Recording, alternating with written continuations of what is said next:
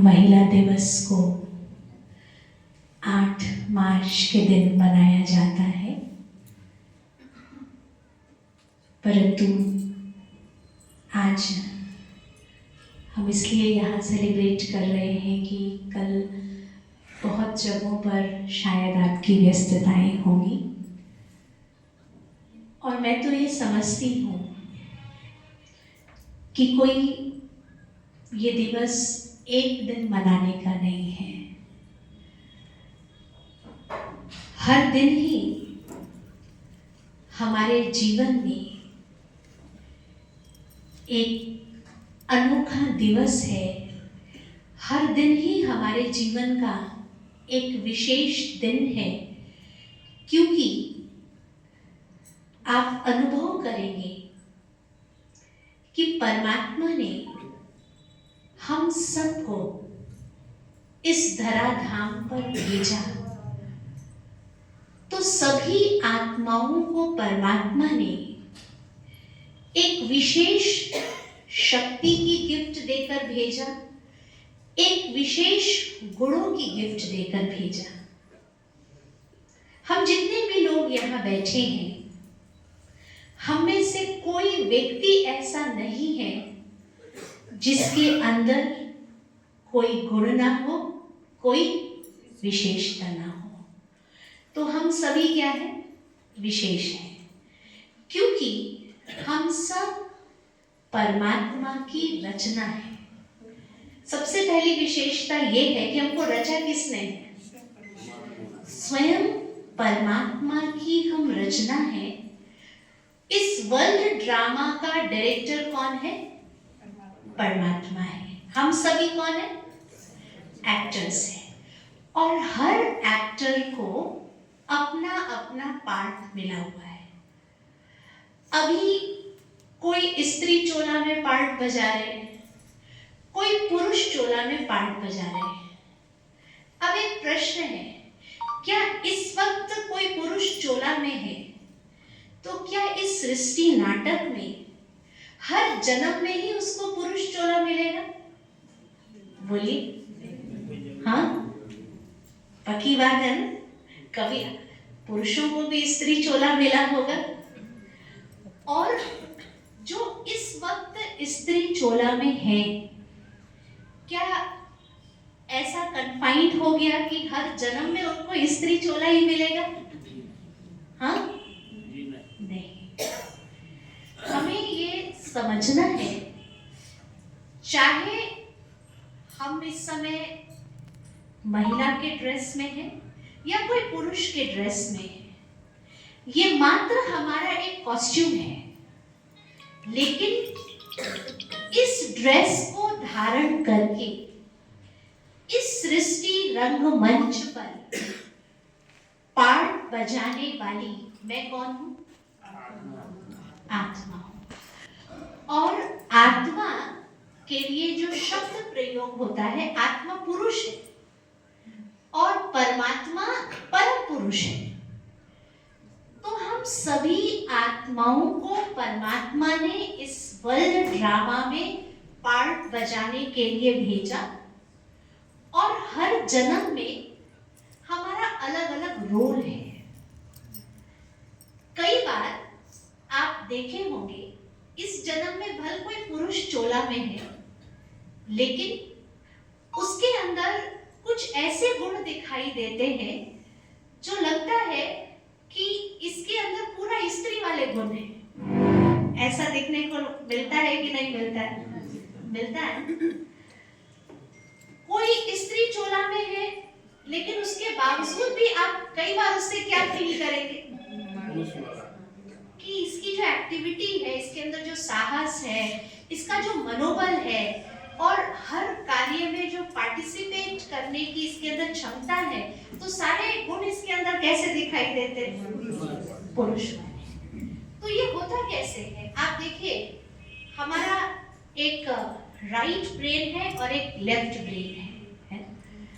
जब हम स्त्री चोला में होते हैं, तो हम देखते हैं कि हमारा स्त्री चोला में राइट ब्रेन जो है वो एक्टिव हो जाता है, जब हम पुरुष चोला में है तो हमारा लेफ्ट ब्रेन क्या होता है? एक्टिव हो जाता है। अब जो राइट ब्रेन है वो कैसा है और जो लेफ्ट ब्रेन है उसका काम क्या है? अगर आप इन दोनों चीजों को समझेंगे तो आपको महसूस होगा कि जो वर्ल्ड ड्रामा का डायरेक्टर है, जिसने इस संसार को रचा है और जिसने हम आत्माओं को इस वर्ल्ड ड्रामा में पार्ट बजाने भेजा है, उसकी मैकेनिज्म कितनी स्ट्रॉन्ग है कि अगर मुझे स्त्री चोला मिला है तो वही ब्रेन एक्टिव होगा, अगर मुझे पुरुष चोला मिला है तो मेरा वही ब्रेन एक्टिव होगा। तो ये तो एक मैकेनिज्म है और एक है संस्कार, जिसका चोला से बहुत ज्यादा कोई रिश्ता नहीं है। चाहे आप स्त्री चोला में हैं, चाहे आप पुरुष चोले में हैं, आपने जो कर्म किया वो आपकी आत्मा में संस्कार के रूप में क्या हुआ? रिकॉर्ड हो गया। और जब संस्कारों के रूप में रिकॉर्ड हुआ तो जब आप ये चोला छोड़ेंगे, मान लीजिए आज मेरा स्त्री का चोला है और मैं आत्मा जब अपनी अगली यात्रा पर जाऊंगी और मैं ये चोला छोड़ूंगी तो मेरे साथ क्या जाएगा? क्या लेके हम जाएंगे? संस्कार लेके जाएंगे। फाइनल मेरी जो डेस्टिनी है, मेरा जो अगला जन्म है, मेरा जो भाग्य है, ये किस चीज से बना? क्या मेरा भाग्य भगवान ने बनाया? बोलिए, हाँ? क्या मेरा भाग्य भगवान ने बनाया या मेरे कर्म ने बनाया? मेरे कर्म ने बनाया। तो जो पूंजी मेरे साथ जाती है वो है मेरे संस्कार, वो है मेरे कर्म। अब कई बार कई माताओं को, बहनों को हम ये बोलते हुए सुनते हैं कि भगवान ने हमको औरत क्यों बनाया, कितना हमको सहन करना पड़ता है।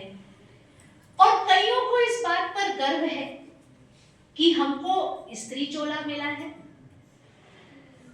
तो आप ये देखिए, चाहे स्त्री चोला में आपके सामने प्रॉब्लम्स हैं या पुरुष चोला में आपके सामने प्रॉब्लम्स हैं, इसका डायरेक्टली रिलेशन किससे है? मेरे सामने जो प्रॉब्लम है ये सब किस चीज से रिलेटेड है? हाँ? अब आप देखिएगा, कई परिवार ऐसे हैं जहां महिलाएं ही डोमिनेट कर रहे हैं, जहां पुरुषों की चलती नहीं, और कई परिवार ऐसे जहां पुरुष डोमिनेट कर रहे हैं, महिलाओं की नहीं चलती। अब आप देखिए, आप किस परिवार में हैं? आप पुरुष डोमिनेटिंग परिवार में है या महिला डोमिनेटिंग परिवार में है? ये किस चीज ने तय किया? हाँ, बहुत सारे रिश्ते देखे गए होंगे आपके लिए, लेकिन आपका एक ऐसे परिवार में जाना हुआ जो पुरुष डोमिनेटिंग परिवार है, तो ये किस चीज ने डिसाइड किया? बोलिए, ये भगवान ने डिसाइड किया? ये किसी व्यक्ति ने डिसाइड किया? किस चीज ने डिसाइड किया? ये हमारे कर्मों ने डिसाइड किया कि हम अपने आगे के सफर में कहां जाने वाले हैं।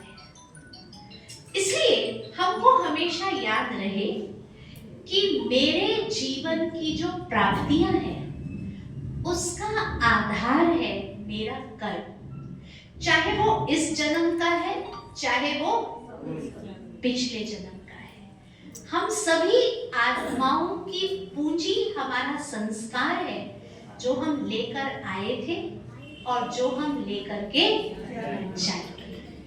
इसलिए अगर हम अपने जीवन में ये याद रखें कि हम ईश्वर की रचना है, इसलिए हम सब विशेष आत्माएं हैं, तो कभी भी हमें अपने रोल को देख करके या कभी भी हमें वर्तमान समय जो रिस्पॉन्सिबिलिटीज मिली हुई है उसको प्ले करते हुए कभी दुख नहीं होगा।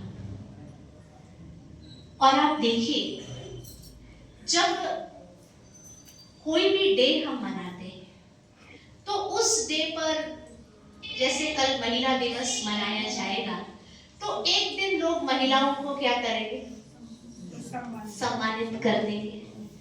लेकिन आप ये देखिए कि इस सृष्टि चक्र में जब भी आत्मा एक स्त्री के चोले में है, जब भी आत्मा एक महिला के कॉस्ट्यूम में है, तो उस ड्रेस में, उस कॉस्ट्यूम में उसको ईश्वर के द्वारा कुछ नेचुरल चीजें गिफ्ट के रूप में मिलती है। क्या गिफ्ट के रूप में मिला? आप देखिए, परमात्मा ने अगर अपना स्वरूप, अपने जैसे गुण, अपनी जैसी शक्तियां अगर किसी में भरी हैं, तो वो किस में है?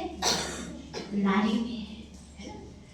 हम सभी सुनते हैं कि भल आज पुरुष वर्ग के लोगों को अधिक शक्तिशाली माना गया, लेकिन अगर शक्ति की देवी दिखाते हैं तो किसको? माँ दुर्गा को, एक नारी को। यानी भगवान ने अपना स्वरूप धरती पर रखा, तो परमात्मा का वो स्वरूप कौन सा है? नारी का स्वरूप है। नारी के अंदर वो सर्व गुण विद्यमान हैं, जिन गुणों का परमात्मा सागर है। एक नारी के अंदर सहन शक्ति का गुण है, एक नारी के अंदर समाने की शक्ति का गुण है, एक नारी के अंदर मातृत्व का गुण है, एक नारी के अंदर पालना देने का गुण है, एक नारी के अंदर पूरे परिवार को जोड़ करके रखने का गुण है। एक परिवार में किस तरीके से सभी को श्रेष्ठ संस्कार दे, ये कार्य किसका है? नारी का है। अब आप देखिए, हम अभी जब भी महिला दिवस मनाते हैं तो अक्सर करके क्या देखते हैं? नारी के अधिकारों पर बात होती है। लेकिन हम हमेशा ये याद रखें कि अधिकार मांगने से कभी भी मिलता नहीं है। जिस दिन आप अपने कर्तव्य का पालन करना शुरू कर देंगे, जिस दिन आप अपने कर्तव्य का निर्वाहन करना शुरू कर देंगे, उस दिन आपको अधिकार मांगना नहीं पड़ेगा, आपको स्वतः ही क्या होगा? अधिकार मिल जाएगा। जहां तक सम्मान पाने की बात है, आप देखेंगे परमात्मा ने हमको जीवन का एक बहुत सुंदर सूत्र समझाया है। सम्मान मांगने से कभी भी मिलता नहीं है। अगर आप दूसरों को सम्मान देंगे तो आपको क्या होगा? स्वतः ही सबका सम्मान प्राप्त होगा। तो आज नारी शक्ति को अगर सबका सम्मान चाहिए तो क्या करने की जरूरत है?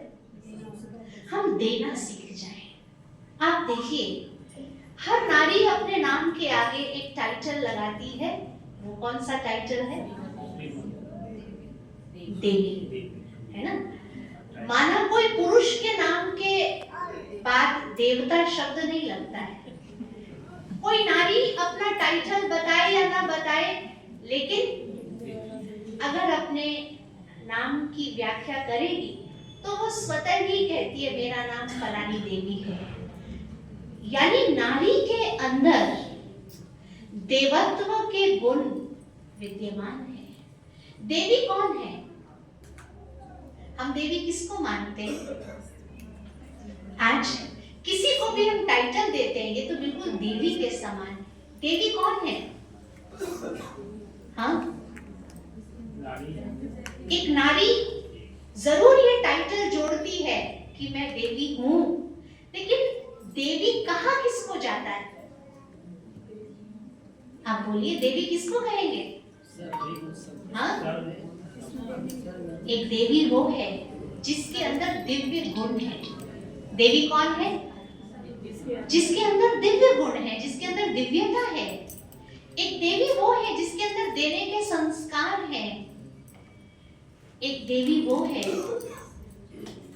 जिसको आप कुछ भी कह दीजिए, उसके अंदर इतनी सहन शक्ति है कि वो खुद मजबूत रहकर दूसरों को भी मजबूत बना दे। वो कौन है? देवी है। आप देवियों की मूर्तियों के सामने जाते हैं, आप कोई भी भावना लेकर जाते हैं, देवी वो है जो जिस कामना से आया उसकी हर कामना उस देवी के सामने क्या हो जाए? पूरी हो जाए। लेकिन अगर कोई नकारात्मकता लेकर आया है तो उस नकारात्मकता को अपनी सकारात्मकता से मिटाने की ताकत जिसके अंदर हो वो देवी है। इसलिए अगर देवी में माँ शीतला का गायन है, माँ संतोषी का गायन है, तो देवियों में माँ काली भी है।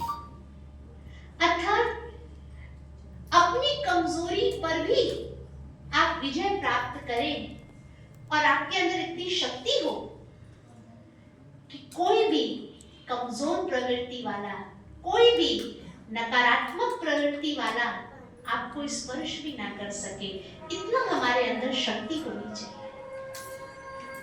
हम देख रहे हैं आज हमारे समाज में आए दिन बलात्कार जैसी घटनाएं घट रही हैं।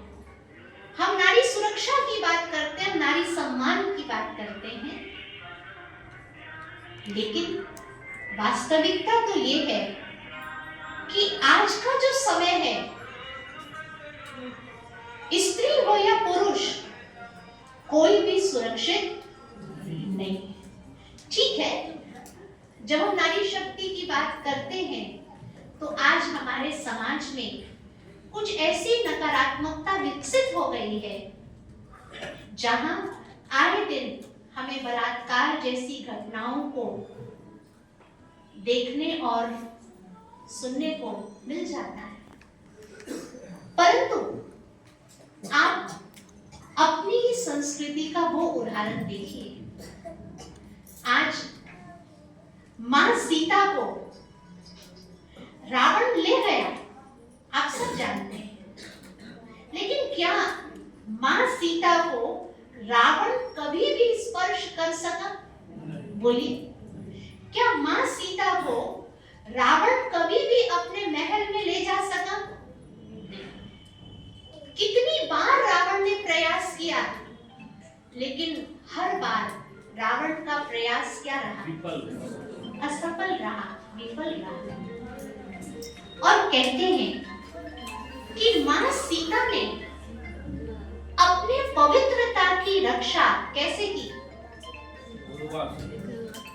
किससे की? कहते मां सीता ने एक तिनका का सहारा लेकर के रावण से अपनी रक्षा की। माना जब जब रावण उनके नजदीक आता था, तब तब मां सीता जो तिनका उन्होंने अपने आगे रखा था, उस तिनके को मां सीता स्पर्श करती, और जैसे ही उस तिनके को स्पर्श करती, मां सीता के अंदर एक सुरक्षा का भाव जग जाता और वो आश्वस्त हो जाती कि अब रावण उनको टच नहीं कर सकता है। आखिर उस तिनके में ऐसी क्या ताकत थी जिसको मां सीता स्पर्श करती थी तो रावण को भी उस तिनके को क्रॉस करके और मां सीता को स्पर्श करने की ताकत नहीं रही? इसका एक आध्यात्मिक अर्थ है। देखिए, तिनका को कहा जाता है शुद्ध हिंदी में भूमज। क्या कहा गया? भूमज। और मां सीता को कहा गया भूमजा। मां सीता कहां से प्रकट हुई है? धरती से, भूमि से प्रकट हुई है, इसलिए उनका क्या नाम हुआ? भूमजा। और तिनका भी कहां पैदा होता है? धरती में। नाम क्या है? भूमज। तो दोनों ही धरती से उत्पन्न हुए हैं, भूमज भी और भूमजा भी। तो आपस में कौन हो गए? भाई और बहन हो गए। तो जब मां सीता भूमज को स्पर्श करती है तो अपने आप को सुरक्षित अनुभव करती है। इसका आध्यात्मिक रहस्य है कि जिस दिन हमारी दृष्टि में ये चीज आ जाएगी कि हम जिसको भी देखेंगे इस दृष्टि से देखेंगे कि ये भी आत्मा है, ये भी मेरा भाई है। जिस दिन मेरी दृष्टि आत्मिक दृष्टि हो जाएगी, जिस दिन मेरी दृष्टि भाई भाई की दृष्टि हो जाएगी, भाई बहन की दृष्टि हो जाएगी, तो मेरे खुद के अंदर इतनी पवित्रता की ताकत आ जाएगी कि कोई भी अपवित्र व्यक्ति हमको स्पर्श करने की ताकत नहीं कर सकता।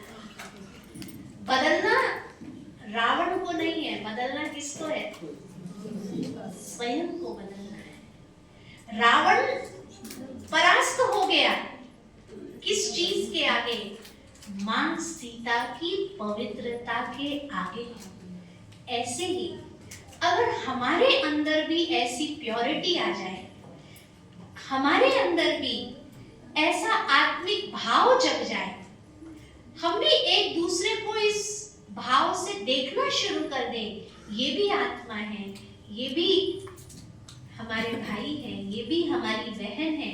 अगर इस भाव से हम कर्म और व्यवहार में आने लगे तो आप यकीन मानेंगे कैसा भी नेगेटिव प्रवृत्ति वाला व्यक्ति होगा वो कभी भी आपके नजदीक नहीं आ सकता है। और आप इसका मिसाल देखिए, आप जिस स्थान पर बैठे हैं आप सभी जानते हैं, प्रजापिता ब्रह्मा कुमारी ईश्वरीय विश्वविद्यालय पूरे विश्व की एकमात्र संस्था है जो महिलाओं के द्वारा संचालित है। बड़े पद से लेकर छोटे पद तक का कार्यभार कौन संभाल रहा है?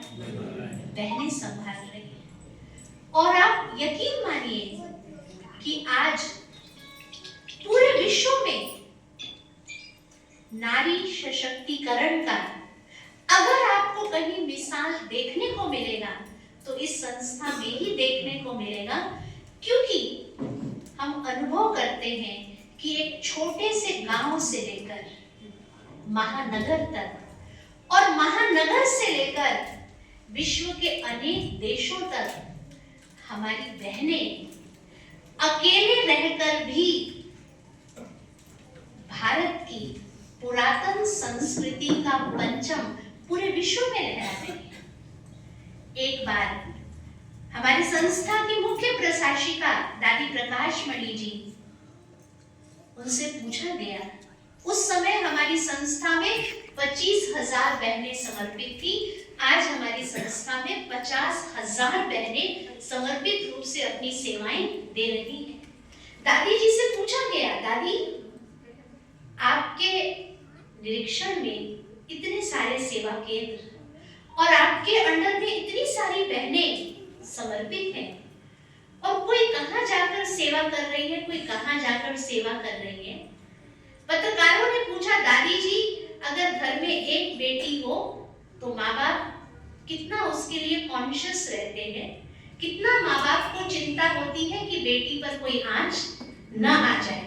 दादी जी आपकी संस्था में 25,000 बहनें, और आपको कभी चिंता नहीं होती है कि कहीं इनके साथ कोई दुष्कर्म ना हो जाए?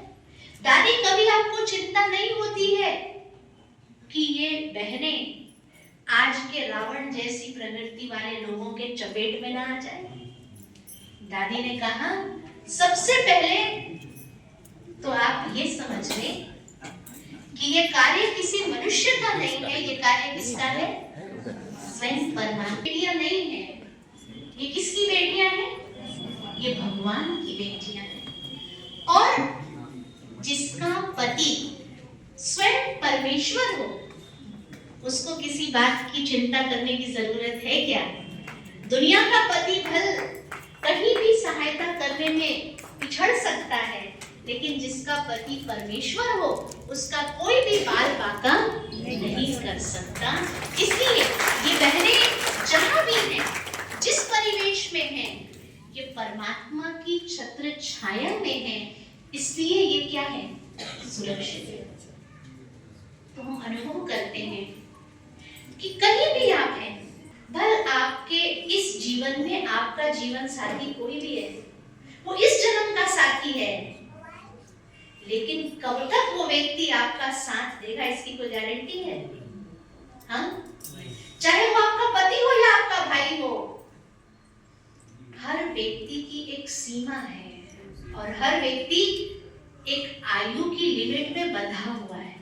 कितना दिन उसकी आयु है ये आप नहीं जानते, लेकिन अगर आप दिल से स्वीकार कर ले कि मेरा असली पति कौन है, परमात्मा है, और ऐसा पति है जो कभी भी मरने वाला नहीं है, ऐसा पति है जो कभी भी आपका साथ छोड़ने वाला नहीं है, और आप उसको साथ लेकर अगर चल रहे हैं तो कभी भी आप अपने आप को असुरक्षित महसूस नहीं करेंगे। आपको लगेगा कि जैसे आप परमात्मा की छत्र छाया में हैं, तो आपको उनकी सुरक्षा कदम कदम पर मिल रही है। ये अनुभव की बात है, ये विश्वास की बात है, ये समर्पण की बात है, और ये भगवान के साथ रिश्ता जोड़ने की बात है। हम अनुभव करें, जिसका पति स्वयं सर्वशक्तिवान भगवान हो, क्या उसका कोई बाल बांका कर सकता है? कर सकता है? नहीं। तो लोगों के साथ रहिए, ये रिश्ता भी निभाइए, लेकिन समझिए कि ये रिश्ता तो हमें इस जन्म में मिला है, लेकिन जन्म जन्म का रिश्ता किसके साथ है? जन्म जन्म का रिश्ता परमात्मा के साथ है। और यही एक रिश्ता है जो अविनाशी है, यही एक रिश्ता है जो आपने जोड़ लिया तो कभी भी आप जीवन में असफल नहीं होंगे। अब आप देखिए, जब 1936 में परमात्मा ने प्रजापिता ब्रह्मा बाबा को अपना माध्यम बनाया और विश्व परिवर्तन का कारभार शुरू किया, तो 1936 में समाज की जो स्थिति थी वो ऐसी थी कि नारी घर से बाहर नहीं निकल सकती थी। नारी को बहुत सारे बंधन थे, लेकिन परमात्मा ने एक विजन दिया। क्या विजन दिया? कि जब तक नारी शक्ति भगवान के कार्य में होगी, तब तक ये संसार स्वर्ग नहीं बन सकता है। अगर इस विश्व को स्वर्णिम विश्व बनाना है, तो अध्यात्म के कार्य में पहल नारी शक्ति को करना बहुत जरूरी है। तो आप देखिए, लोगों ने कह दिया नारी नर्क का द्वार है, भगवान ने क्या कहा? नारी स्वर्ग का द्वार है। और इसलिए भगवान ने ज्ञान का कलश किसके ऊपर रखा? नारी शक्ति के ऊपर। इसलिए आज भी कोई भी धर्म का कार्य हो ना, तो कलश लेकर हमारे भाई लोग नहीं चलते हैं। कलश लेकर कौन चलता है? बहनें चलती है। ये एक स्थूल प्रतीक है, क्योंकि परमात्मा ने ज्ञान का कलश किसके ऊपर रखा? नारी के ऊपर। और आपको पता है क्यों रखा? क्योंकि भगवान ने नारी की एक विशेषता को यूज किया। कौन सी विशेषता है नारी की? हाँ, नारी की विशेषता है कि वो जिससे भी मिलेगी, जो कुछ भी उसने पाया है वो उसको शेयर जरूर करेगी। ये नारी की विशेषता है। और आप देखिए, बल इस समय मोबाइल का समय आ गया है, तो थोड़ी बातचीत कम होने लगी है। नहीं, बातचीत माना समझे, दूर बैठे व्यक्ति से तो बातचीत हो रही है, घर वालों से थोड़ी बातचीत कम हो गई। एक बार एक सेशन चल रहा था, तो हमने पूछा महिलाओं से कि मान लीजिए आपके घर में आपका पति से कुछ मनमुटाव हो गया हो और आपकी बातचीत बंद हो और इसी क्रम में आपका फोन खराब हो जाए, तो आप पहले क्या ठीक करेंगी? फोन ठीक करेंगी या संबंध ठीक करेंगी?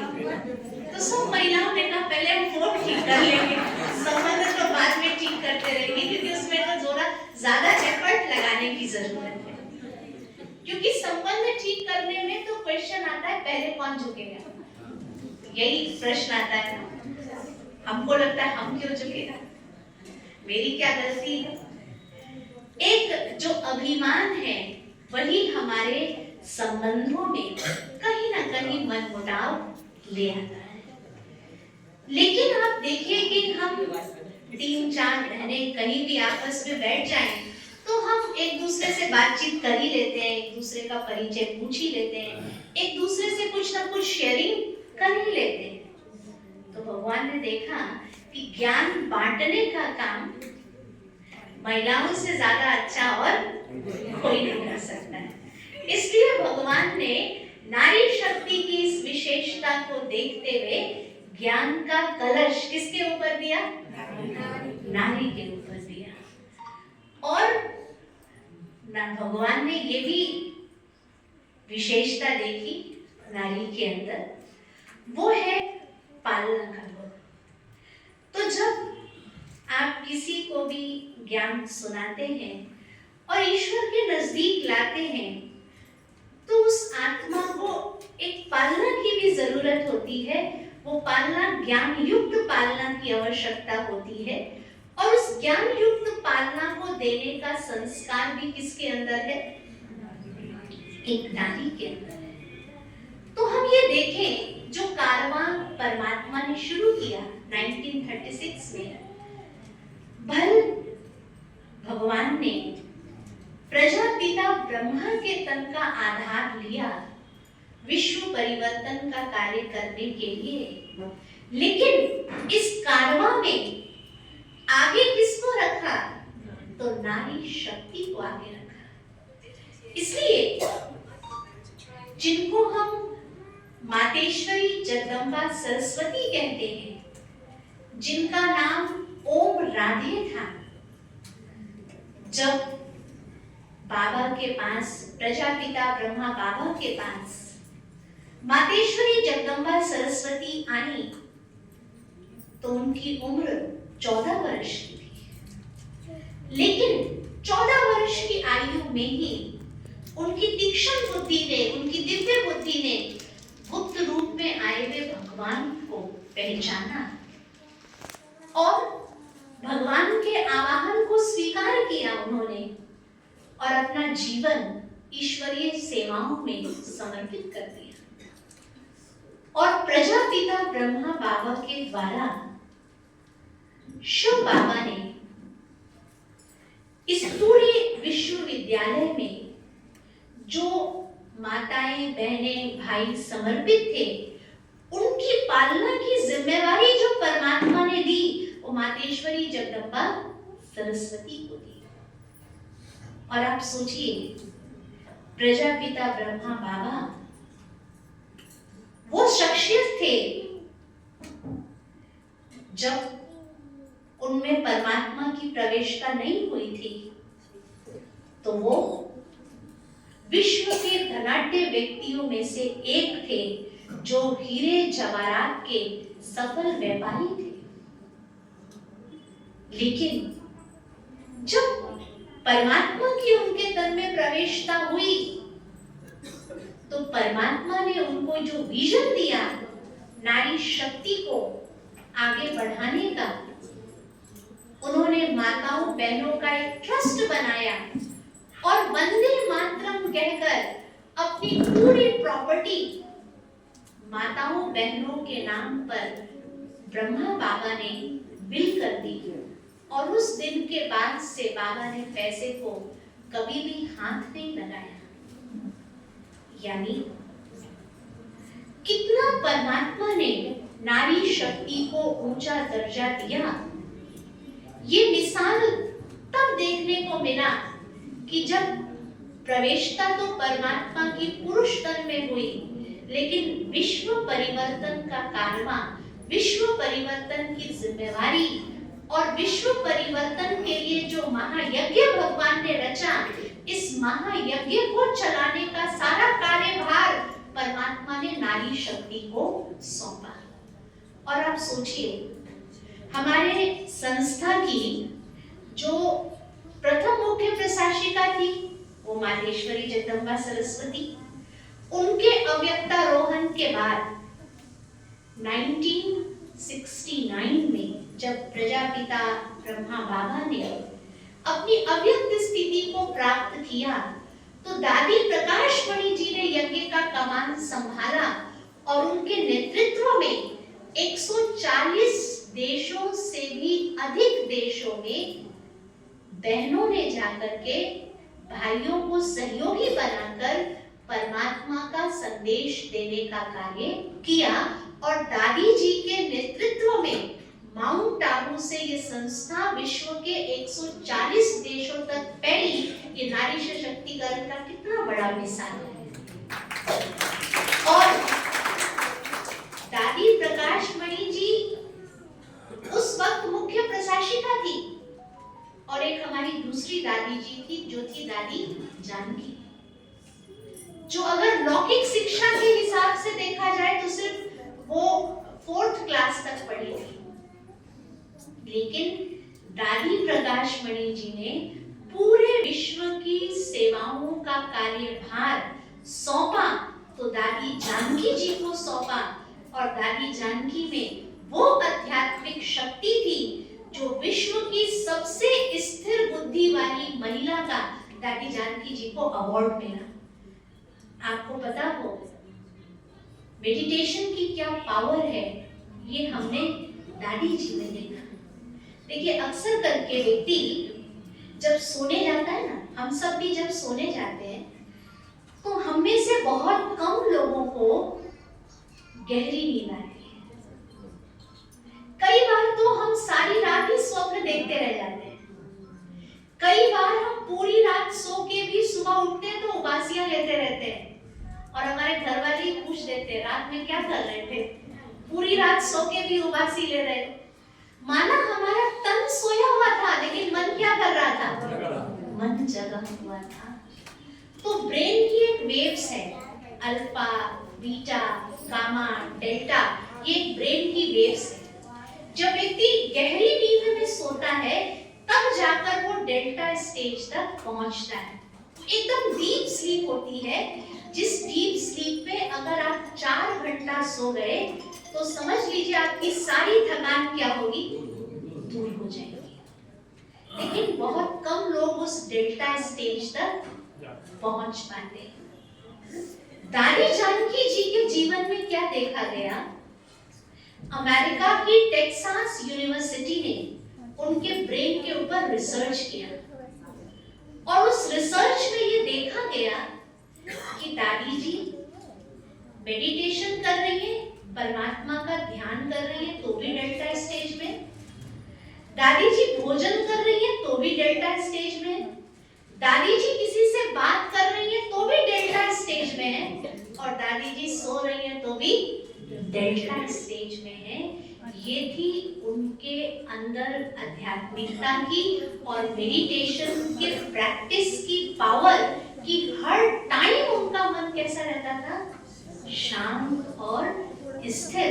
इसलिए अमेरिका की टेक्सास यूनिवर्सिटी ने विश्व की सबसे स्थिर बुद्धि वाली महिला का उनको क्या दिया? अवार्ड दिया। ये साधारण स्थिति नहीं है, और ये स्थिति हम सब भी हासिल कर सकते हैं। कैसे? मेडिटेशन के अभ्यास से। जब आपके मन की बैटरी चार्ज होगी तो आप देखेंगे कि आप चलते फिरते भी अपने मन को उस स्टेज तक पहुंचा सकते हैं जिस स्टेज को कहा गया एक रस अचल अडोल स्टेज, जहां कोई भी परिस्थिति आपके मन की स्थिति को हिला नहीं सकती। अब एक प्रश्न है आपके सामने, परिस्थिति बड़ी या आपके मन की स्थिति बड़ी है? हाँ? कौन कौन कहता है मेरे मन की स्थिति बड़ी है, वो हाथ उठाइए। कौन कौन कहता है परिस्थिति बड़ी? देखा क्या जा रहा है इस वक्त, जैसी परिस्थिति होती है मेरे मन की स्थिति भी वैसी। अभी अगर आपके बाजू वाला आपको कुछ ऐसा वाक्य कह दे जो आपको प्रिय न लगे, तुरंत आपके मन की स्थिति क्या होगी? तुरंत आपके मन की स्थिति डाउन हो जाएगी। और वही आपके बाजू वाला कह दे आज आप बहुत अच्छे लग रहे हैं, तुरंत क्या होगा? तुरंत आपके चेहरे पर हंसी आ जाएगी। आप अपने आप में एक ग्लैमर फील करना शुरू कर देंगे। माना हमने अपने मन की स्थिति को किस चीज पर डिपेंडेंट कर दिया है? परिस्थिति पर। लेकिन हमें ये समझना है परिस्थिति बाहर से आई है और मेरी पूंजी क्या है? मेरी पूंजी क्या है? मन की स्थिति, मेरी स्वर स्थिति मेरी पूंजी है। अगर मेरा मन इस लेवल पर है तो जो परिस्थितियां नीचे आ रही है वो मेरे मन को प्रभावित नहीं करेगी। और मेरा मन भी यहीं पर है, इसी लेवल पर है, तो परिस्थितियों से हमारा मन क्या होगा? प्रभावित हो जाएगा। इसलिए मेडिटेशन क्या करता है? मेडिटेशन से हमारे मन की स्थिति, मेडिटेशन से हमारे मन की शक्तियां इतनी जाग जाती हैं कि परिस्थितियां हम पर इफेक्ट नहीं डाल सकती। और आज हम क्या देखते हैं कि कोई भी बात होती है, हमारी बहनें रोना शुरू कर देती हैं। छोटी सी बात आएगी, हम क्या करें? तुरंत जैसे हमारी आंखों से आंसू बहना शुरू हो जाता है। आप ये सोचिए, एक तरफ आपको भगवान ने एक टाइटल दिया है कि आप सब शिव की शक्तियां हैं, तो शिव की शक्ति स्ट्रॉन्ग होनी चाहिए या कमजोर होनी चाहिए? हाँ? क्या रोने से आपकी समस्याओं का समाधान हो जाता है? होता है क्या? अच्छा, रोने से क्या कोई परिस्थिति हल्की हो जाती है? कोई कहता है मेरा मन हल्का हो जाता है। परिस्थिति हल्की हो या नहीं हो, मन हल्का हो गया। लेकिन आप देखिए, जितना आप अपनी छिपी हुई शक्तियों का अंदर से जागरण करेंगे, आप ये देखेंगे कि आपकी जो ये दुर्बलताएं हैं ना, ये अपने आप क्या होंगी? समाप्त हो जाएगी।